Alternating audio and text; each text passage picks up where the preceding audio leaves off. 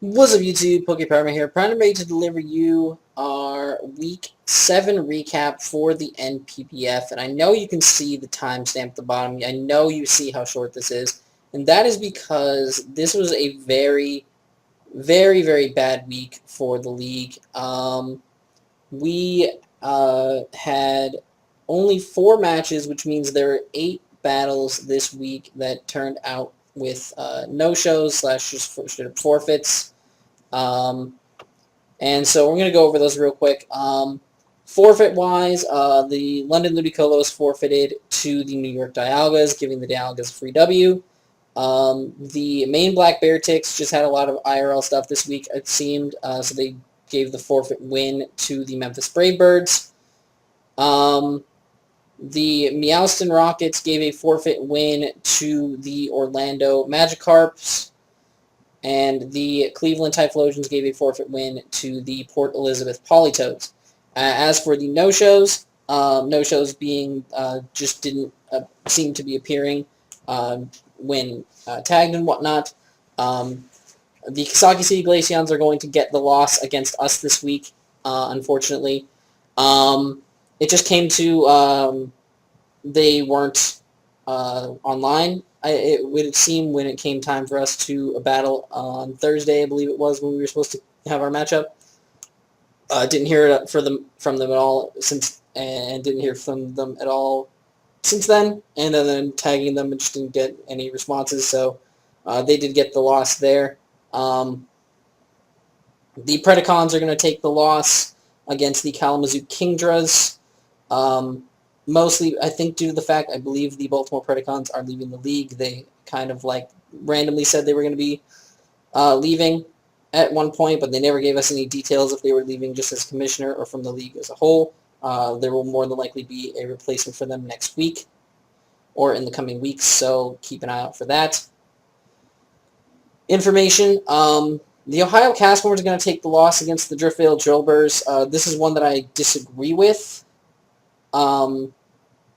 Because, yes, the Drillbirds did get to them first, but they apparently had set up for certain times, and the Drillbirds weren't around or whatever. But that's regardless. Whatever Chris says goes. So the Castforms are going to get the loss in that one. And then the Atlanta Dragonites get the no-show loss to the Washington Weavers. The Weavers I actually saw in the chat a lot this week. So the Dragonites are going to take that L against them. But regardless, we do still have matches to go over this week. So we are going to get into those now. So hope you guys enjoy the rest of the video. Let's get into these battles. The first game I'm going to go over for y'all is going to be our Wellington Whirlwinds, coached by David, taking on Gavino and the Jerusalem Jirachis.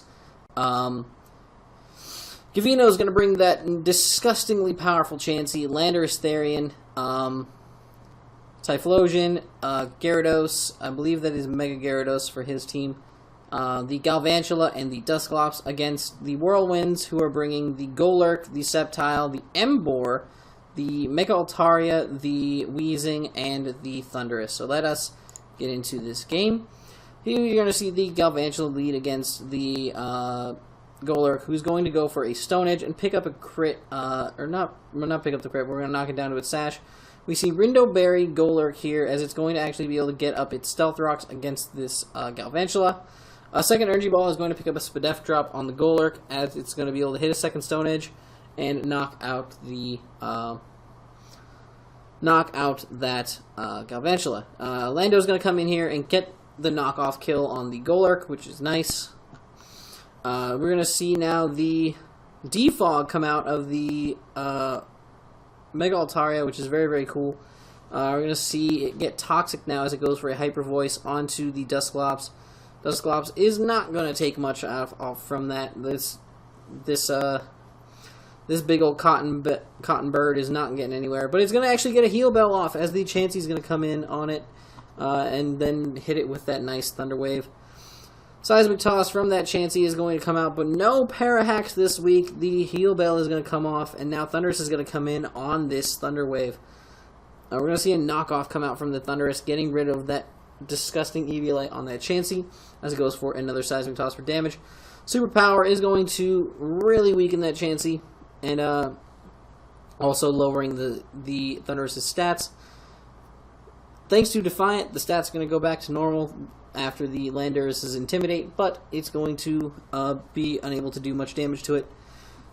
Lando is going to U-turn out on the incoming Weezing and bring in the nasty-ass Typhlosion, who's going to go for an Eruption, and it does so much to this Altaria, and it actually turned out that it was a roll for that Eruption to kill. He does get the roll to pick up the KO, and we're going to see Piggy Small, I love that nickname. Earthquake comes out from that Emboar onto the Dusclops, and then we see a Pain Split as the Weezing comes in. Will-O-Wisp is going to go into the Emboar, who doubles back in, and we're going to see the triple switch to get the Weezing back in on this Gyarados. And we're going to see a double back out into the Typhlosion to pick up that Flash Fire, which is a huge thing in this match. Flash Fire Eruption is going to absolutely decimate that Weezing. Earthquake from this, what clearly is Scarfed Emboar, is going to really knock down this Typhlosion, whose Eruption is going to do 10%. Now Landorus can come in for free, though, knowing that this Emboar is Scarfed.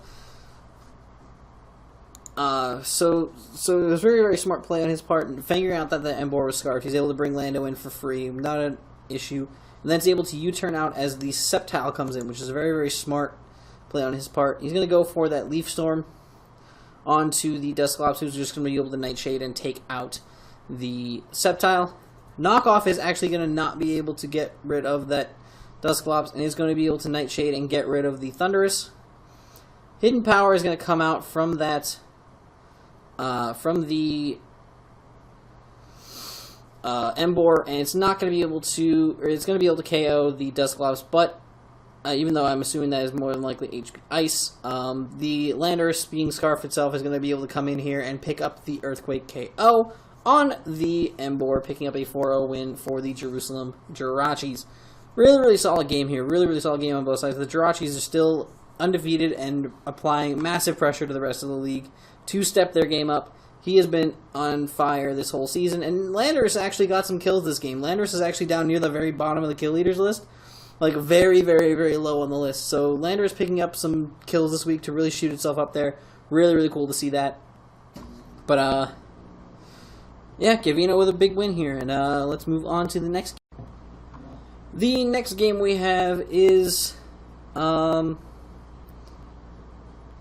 believe this is, let me actually check the document. This is the North London Ledians taking on the Peoria Phantoms.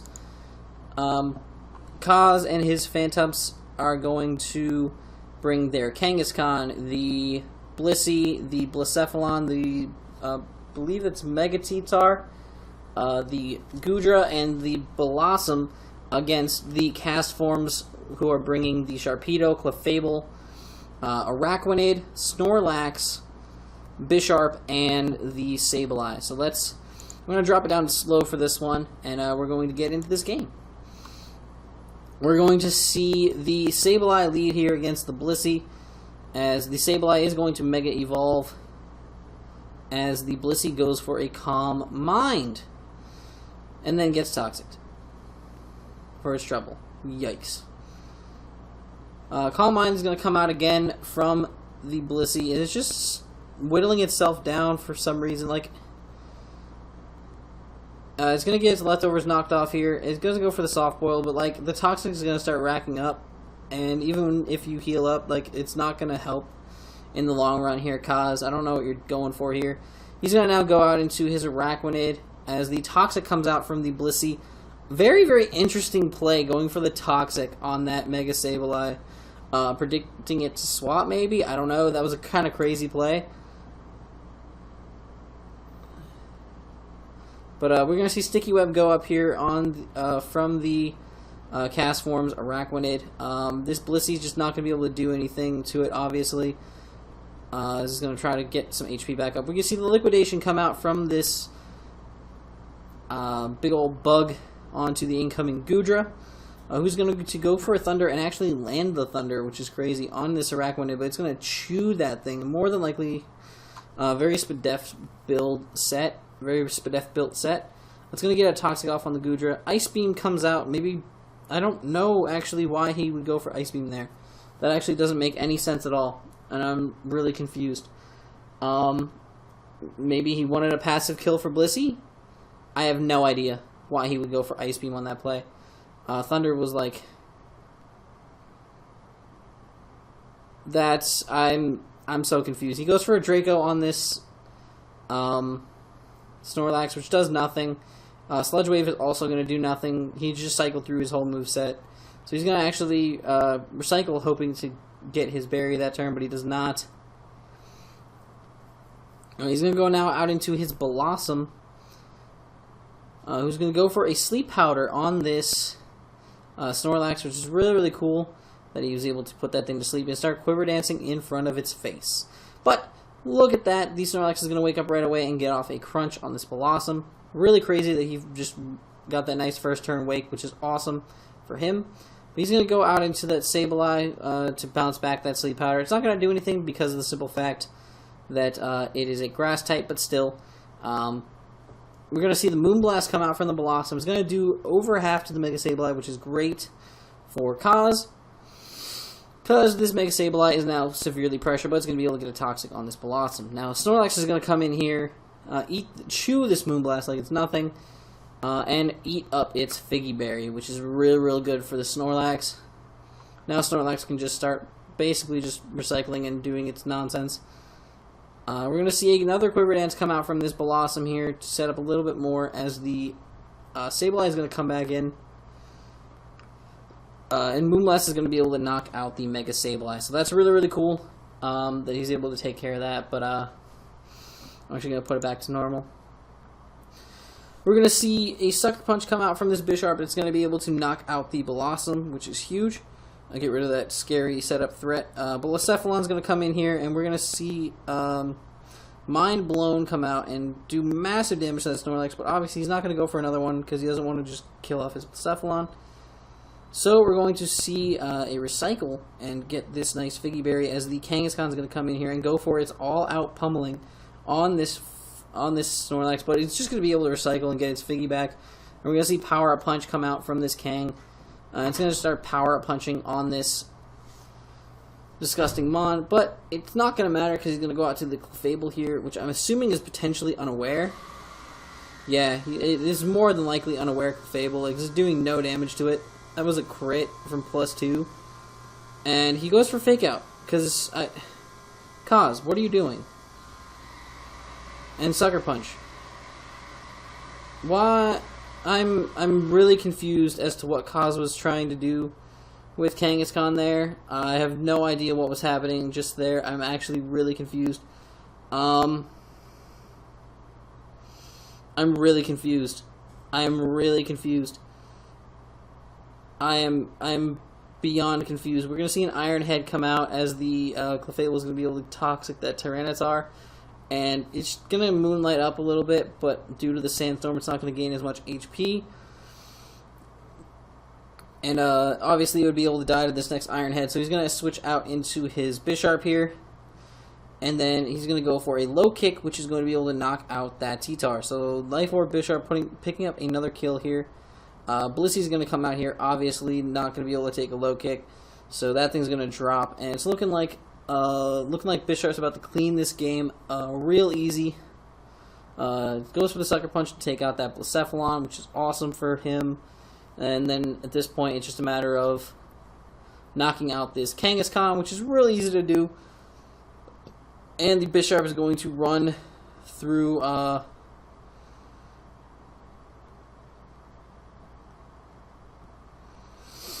yeah.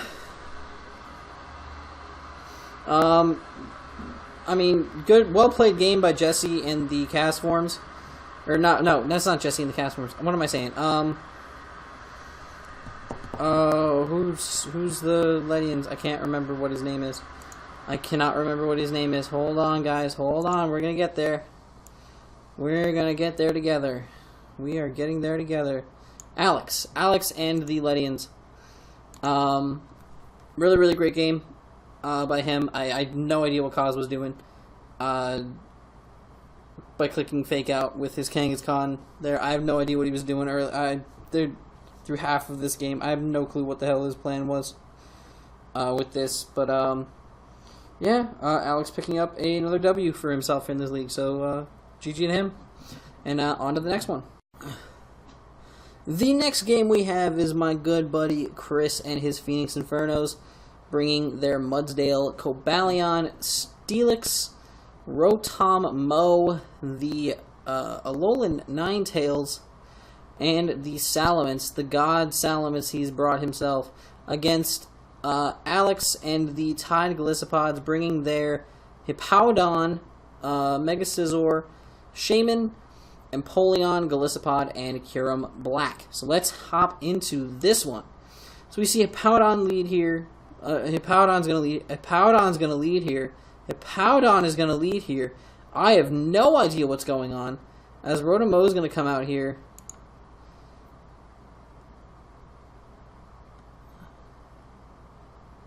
I'm so confused as to what's going on. So it's appearing as though all of the actions are apparently happening 5 times. So I'm getting really worried by that, and that's kind of upsetting, because that's really weird. I guess the Showdown must have been having a bug this day, but we're going to see the trick come off from the Rotom turn 1 as the Mega Scizor is going to come in and block that, which is kind of cool. We're going to see Mudsdale come in here, and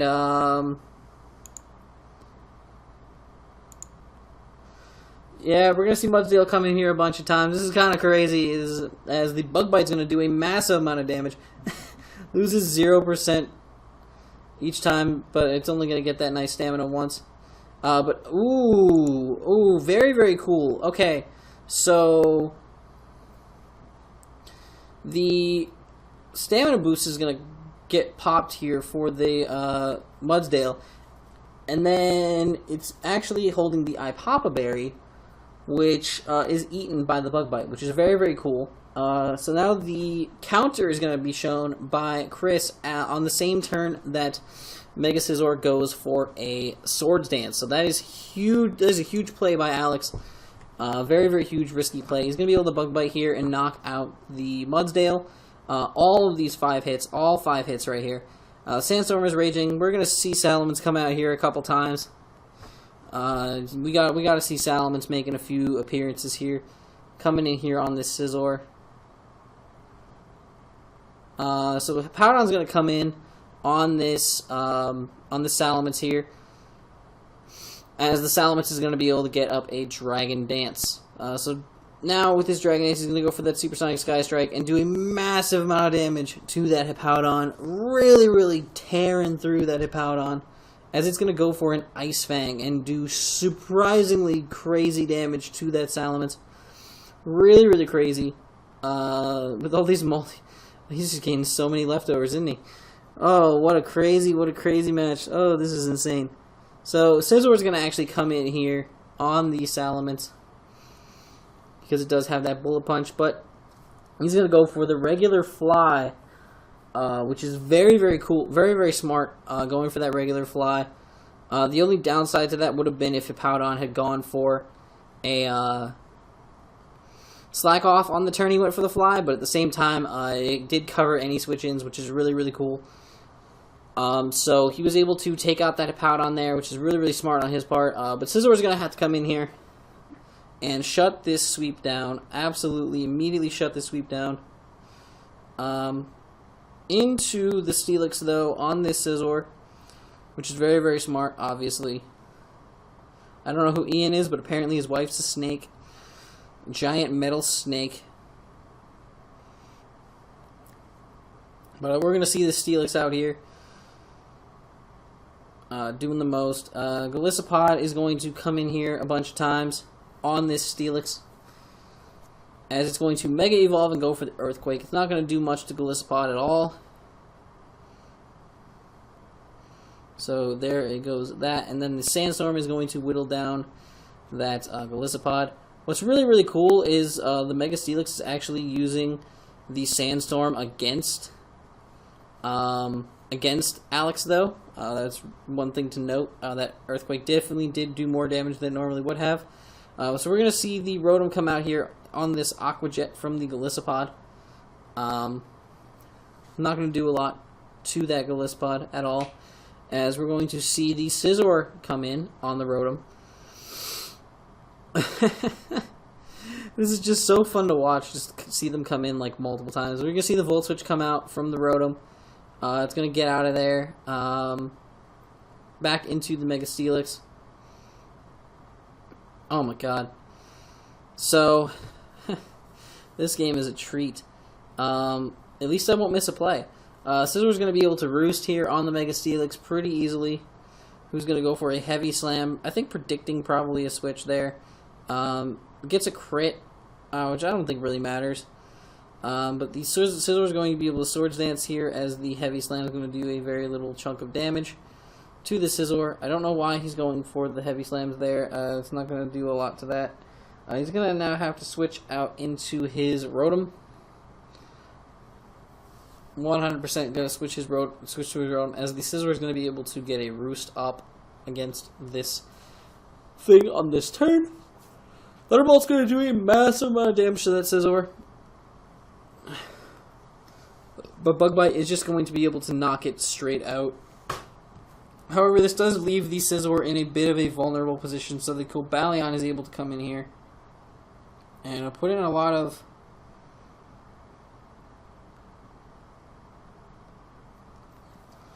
I'm going to be able to take out this Scizor with the close combat. It is also floating on an air balloon, which is a really cool thing to note.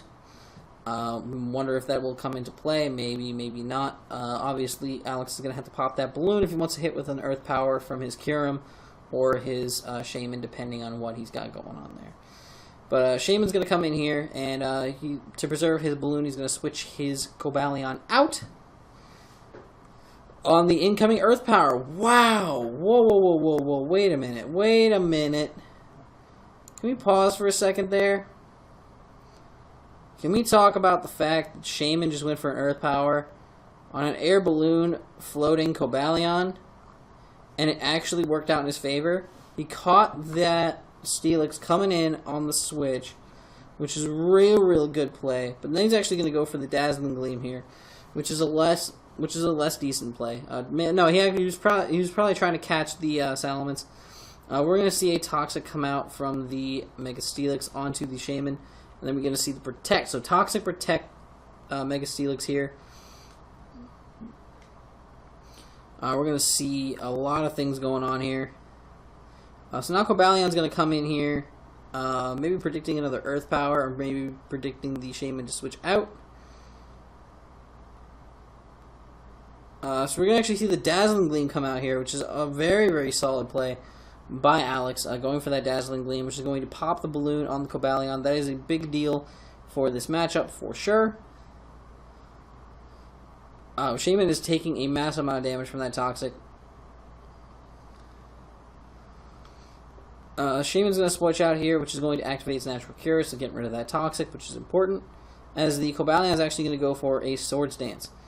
Aqua Jet is going to come out here from this Golisopod and do a decent chunk of damage to the Cobalion, and it's going to miss a Stone Edge. That is a very crucial miss, because that essentially puts Cobalion in range of any form of priority from the rest of the team, / in range to be killed by a Scarfer of some kind. So this Stone Edge is going to pick up the hit here and knock out the Golisopod, which is going to lead Kyurem Black to come in to the game. Kyurem is going to reveal himself to be Scarfed and go for the Ice Beam and knock out the Cobalion. And then we're going to see the Alolan Ninetales come out.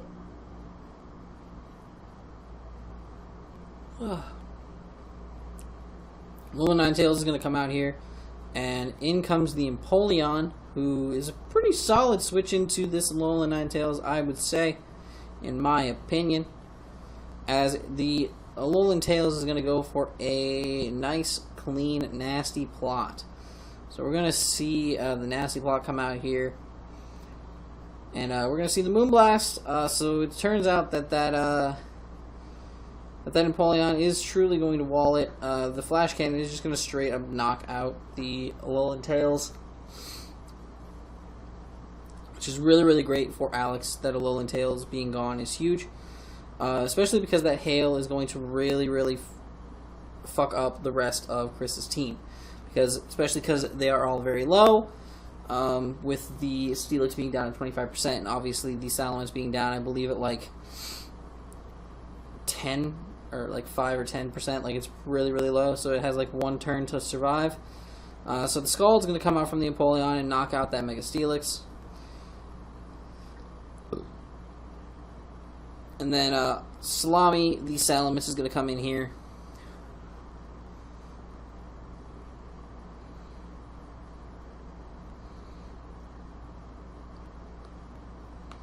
Going to go for a Fire Fang here and not be able to pick up the kill, as an Ice Beam from Empoleon is going to be able to finish off that Salamence.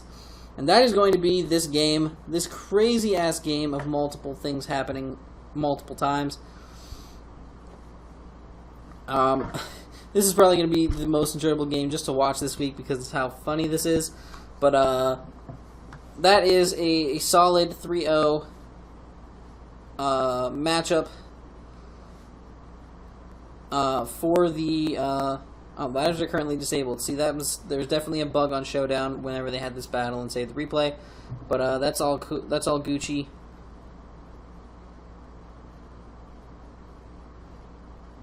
So, good big win here for the Tide Glissopods moving forward as the season progresses. Now we move on to our next game. The last game we will be covering this week is the Parma Poipoles, coached by Nathan, with his Necrozma, Mega Gallade, Lycanroc, Midnight, the Tentacruel, the Alolan Marowak, and the Silvally, taking on the Mega Swampert, the Venusaur, Ninetales, Alolan Raichu, Garchomp, and Whimsicott of the Birmingham Entei. So let us hop into this game. We see Tentacruel here lead against the Swampert, who's going to Mega Evolve turn 1. We're going to see the Toxic Spikes go up as well as the Stealth Rocks. So we're going to see the Venusaur come in here as the second layer of Toxic Spikes is going to come out. So we absorbed the first layer, but now another layer of Toxic Spikes is going to go up. We're going to see the Mega Evolution here, or we're going to see the growth come out from the let me get caught up here. So the Venusaur is going to go for growth as Necrozma comes in, goes for an Earthquake, is Life Orbed, as the Necrozma is then going to follow up with a Z Stealth Rock. Then we're going to follow this up with a Giga Drain, which is actually going to knock the Necrozma out. And then we're going to see Silvally fighting, who's going to come in here and go for a Defog, getting rid of the rocks and Toxic Spikes and whatnot. But we're going to see the massive Sludge Bomb damage come out here, as a Flame Charge from Silvally is not going to be enough to do too much, and we're going to see that Giga Drain pick up the KO. So this Venusaur is going ham on this man's team. Earthquake is going to pick up a crit and knock out the Marowak. So this Venusaur is absolutely on fire. Speaking of being on fire, we're going to see the Ninetales come in here on this Mega Gallade and eat up that Psycho Cut. Gallade's going to actually go for a Destiny Bond, revealing that as the Pain Split comes out from the Ninetales. That's going to go for a Flamethrower on this second turn here, as a Psycho Cut's not going to be able to do enough. But now the Gallade is burned due to that Flamethrower. So we're going to see a Psychic come out from the Whimsicott, who comes in here. And double Psychic. Ooh, a crit Psychic too. Onto the Tentacruel. The Sludge Wave is going to be able to knock out the Whimsicott, but we have an Earthquaking Venusaur with 2 turns of Sun left. Life Orb Venusaur, and it's going to be able to knock out both the Lycanroc and the Tentacruel, picking up a massive 5-0 victory for the Birmingham Entei. Huge win for him in this matchup, but yeah, really, really solid game on his side. That Venusaur put in so much pressure against the Poipoles team. There was really just not much he could do. But that's going to be it for the games this week, unfortunately. We are going to hop into the kill leaders. But so let's get into it. Alright guys, so due to the fact of only having 4 matchups this week, the kill leaders are not going to change very much, but I do still got to go over them for you guys. Still sitting at the top is Zergatry, 13-2 with the plus 11 differential. The Predacons did not play this week, so nothing changed. The Jerusalem Jirachis are going to keep their Chansey up here, 9-0. The Chansey did not die this week, but it also did not actually get to do anything in the matchup. But he did preserve it to keep it up top of the kill leaders. Salamence is going to stay here in 3rd place, 13-5 at plus 8. It is not going to drop or move up due to the fact that, yes, it did get a kill, but it did also die this week. So nothing changed up on the top.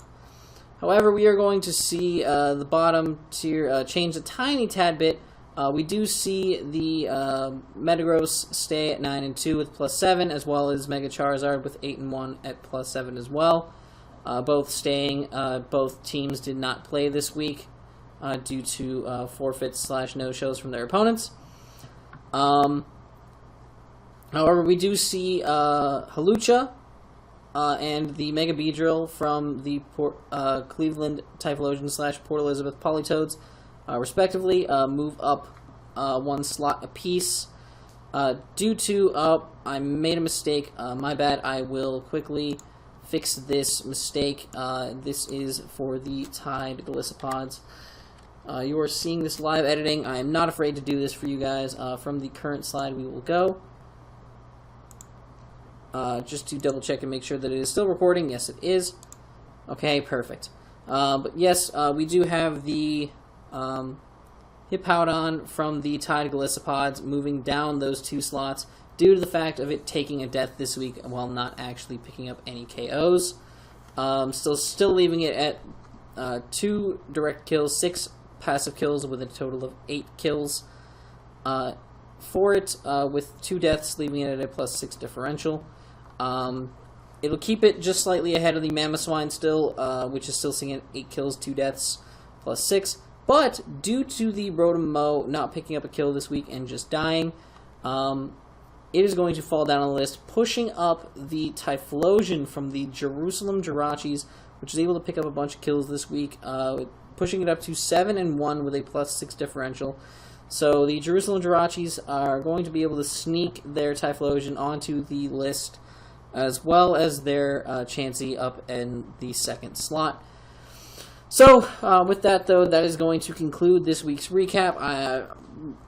I, in behalf of the league, apologize that this week's recap is really short and really unfortunately without many battles. This is a very bad week for the league due to the Easter holiday. I'm sure that didn't help. Plus, the 1 week off for the bye week. 2 weeks off, technically, for the bye week. We had a bye week. To fix the schedule, we had a bye week, which ended up being almost 2 weeks due to fixing the schedule and whatnot. Took some time, so unfortunately, that did cause a massive issue in the league. So hopefully, we'll be able to bounce back from here.